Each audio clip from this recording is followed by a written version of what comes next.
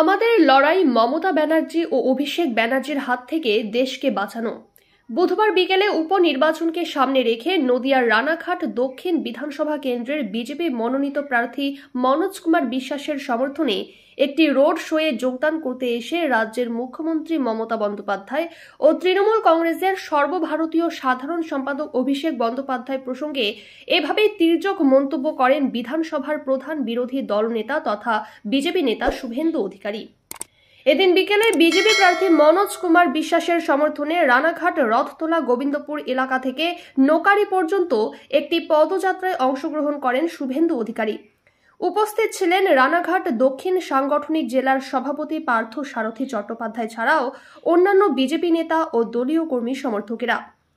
এদিনের দলীয় নোট শোয়ে অংশগ্রহণ করতে এসে রাজ্যের শাসক দল তৃণমূল কংগ্রেসকে তীব্র ভাষায় কটাক্ষ করেন শুভেন্দু অধিকারী।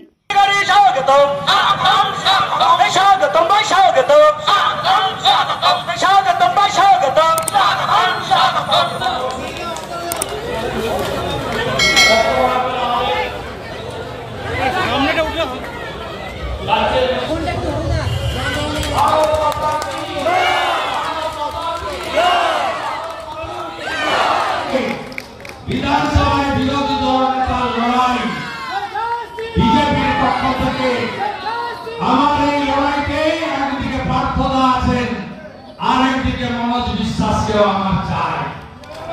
চুরির বিরুদ্ধে লড়াইতে চাই, নারী নির্যাতনের বিরুদ্ধে লড়াইতে চাই, অপশাসন দুঃশাসনের বিরুদ্ধে লড়াইতে চাই, পিসি ভাইপোর পরিবার রাজের বিরুদ্ধে লড়াইতে চাই, বাংলার বেকারদের জন্য লড়াইতে চাই, চাকরি চুরি, বাড়ি চুরি, গরু পাচার, কয়লা চুরি, তার বিরুদ্ধে লড়াইতে মনোজ বিশ্বাসকে চাই। আপনারা পাঠান, কেন্দ্রীয় বাহিনীর ভেড়াটপে ভোট হবে, আগে ভোট দান, পরে জলপান, 2 নম্বর বোতামটিকে ভোট দেবেন। যদি এখনও আমাদের খবরের দর্পণ চ্যানেলটি সাবস্ক্রাইব না করে থাকেন তাহলে এখনই সাবস্ক্রাইব করুন, সঙ্গে বেল বাটনটি ক্লিক করুন আর পেয়ে যান সব খবরের দ্রুত ভিডিও আপডেট।